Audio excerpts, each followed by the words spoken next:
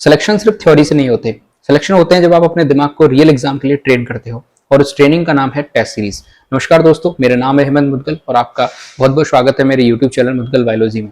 आज की वीडियो में मैं आपको बताऊंगा कि टेस्ट सीरीज क्यों जरूरी है और टेस्ट सीरीज आपको कब से स्टार्ट करनी चाहिए, और वीडियो के लास्ट में मैं आपको बताऊंगा ऐसी टेस्ट सीरीज जो आपको लेनी चाहिए। पेपर फर्स्ट के लिए भी बताऊंगा और पेपर सेकंड के लिए भी मैं टेस्ट सीरीज बताने वाला हूं। तो वीडियो को पूरा जरूर देखें और वीडियो पसंद आए तो लाइक जरूर कर दें और चैनल को आप सब्सक्राइब जरूर कर दें। चलिए वीडियो शुरू करते हैं। सबसे पहले हम बात करते हैं कि टेस्ट सीरीज क्यों जरूरी है। नंबर 1 है रियल एग्जाम प्रैक्टिस। देखिए, आपका एग्जाम 2.5 घंटे का है, यानी कि 150 मिनट मिलेंगे आपको और 150 ही क्वेश्चन आपके आएंगे साइंस वाले पेपर में, यानी कि आपको लगभग 1 मिनट का टाइम मिलेगा एक क्वेश्चन को करने के लिए।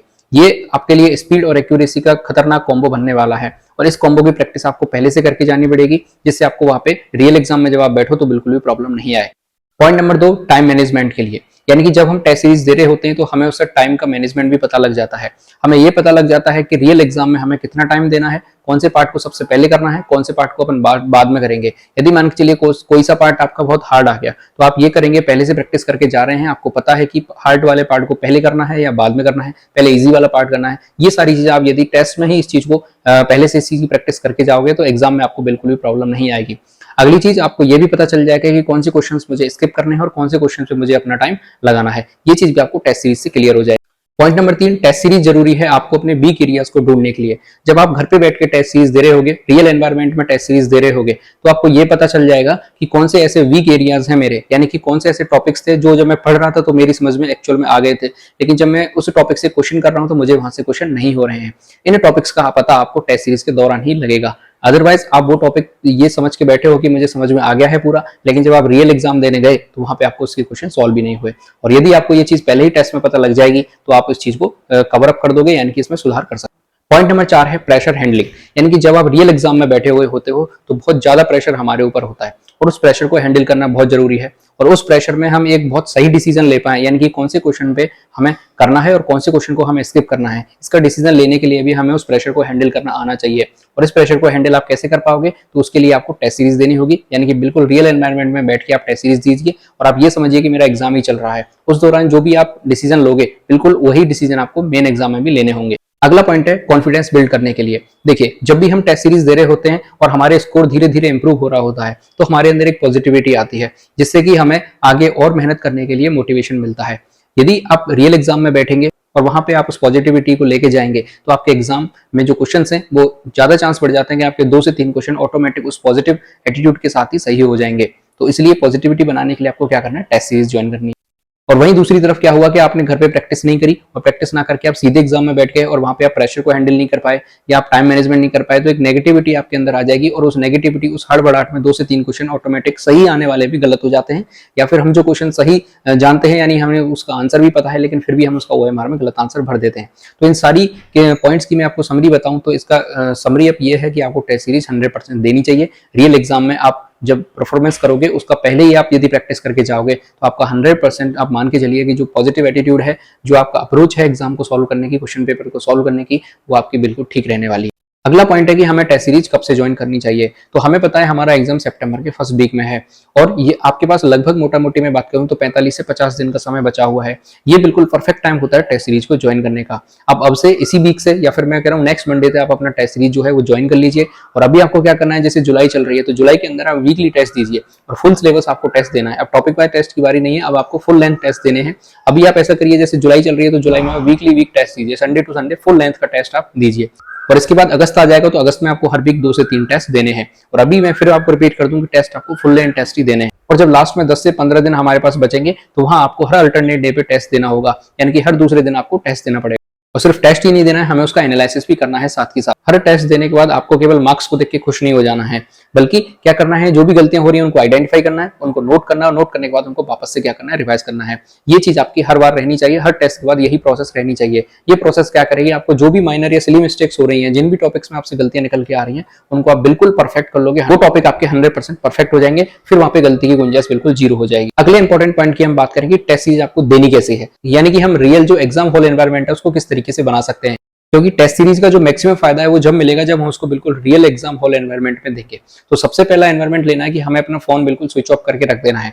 यदि आपको टाइम लगाना है कि 2.5 घंटे का टाइम मैं कैसे लूं, तो अपने पास एक छोटी टेबल पे जो घड़ी आती है वो रख सकते हैं, या फिर अपनी जो रिस्ट वॉच आती है उसको रख सकते हैं। वो भी यदि आपके पास नहीं है तो आप फोन के अंदर अलार्म लगा सकते हैं 2.5 घंटे का, ठीक है। और आपको फोन को बिल्कुल एरोप्लेन मोड पे डाल देना है यदि आपको रखना ही पड़ रहा है तो। दूसरी चीज, प्रॉपर 2.5 घंटे की सेटिंग आपकी रहनी चाहिए। ऐसा ना हो कि बीच में 5 मिनट का गैप ले लिया, 10 मिनट का गैप ले लिया, ऐसा नहीं लेना है। बिल्कुल प्रॉपर 2.5 घंटे की सेटिंग आपकी होनी चाहिए। पेपर के 1 क्वेश्चन से लेकर 150 क्वेश्चन तक आपको सोल्व करना है, साथ के साथ ओएमआर में भरना है, और पूरा 2.5 घंटा आपके पास रहना चाहिए। प्रॉपर सेटिंग आपको रखनी है। अगला पॉइंट है ओएमआर या फिर ऑनलाइन कौन सी यूज करें। तो देखिए, ऑनलाइन प्लेटफॉर्म में एक बेनिफिट ये हो जाता है कि हमें जो ओएमआर में गोला भरने वाला टाइम है वो नहीं मिलता, यानी कि वो अपना टाइम बच जाता है और पेपर हमारा जल्दी सॉल्व हो जाता है। तो आपको करना क्या है, ऐसी कोशिश करनी है कि इस तरह की टेस्ट सीरीज आप लें जिसमें कि आप उसका प्रिंट आउट निकाल सकें, और बिल्कुल प्रिंट आउट निकाल के साथ के ओएमआर शीट लेके बैठें और पर्टिकुलर हिसाब से आप हर गोले को काला करें। इसके बाद जो 5वां ऑप्शन आता है उसके लिए भी लास्ट में आप 10 मिनट एक्स्ट्रा ले सकते हैं, जिससे आपका प्रॉपर एक एग्जाम हॉल का जो एनवायरमेंट है वो बन जाएगा। जैसे ही आपका एग्जाम खत्म हो जाए उसके बाद आप अपनी आंसर की मिला सकते हैं, और आंसर की मिलाने के बाद आपको प्रॉपर 1 घंटा उसको एनालिसिस को देना है।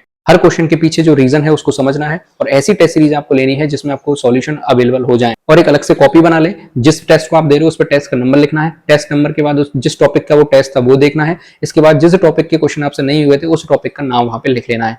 यानी कि आपको जब आंसर आपने मिला है तो आपको पता चल गया कि कौन सा टॉपिक मेरा गलत हुआ है, कौन से टॉपिक के क्वेश्चन मुझसे गलत हुए हैं, तो उस टॉपिक का नाम वहां पे लिख लेना है। अब जब आप दोबारा रिवीजन करने बैठोगे उस टेस्ट के बाद, तो आपको क्या करना है, उस टॉपिक पे ज्यादा फोकस करना है और ये देखना है कि मुझसे इस टॉपिक से गलतियां क्यों हुई हैं। अब लास्ट में सबसे इंपॉर्टेंट चीज जो मैंने आपको बताई थी कि मैं ये बताऊंगा कि आपको कौन सी टेस्ट सीरीज लेनी चाहिए। तो देखिए, मार्केट आज की डेट में मैं बात करूं तो भरा पड़ा है टेस्ट सीरीज के नाम पे। आप यदि बुक्स लेने जाओगे तो वहां पे आपको अलग से टेस्ट सीरीज देखने के लिए मिल जाएगी। एक पर्टिकुलर किताब मिल जाएगी, उसमें आपको दिख जाएगा कि ये हमारी टेस्ट सीरीज है, 15 टेस्ट उसमें देखने के लिए मिल जाएंगे।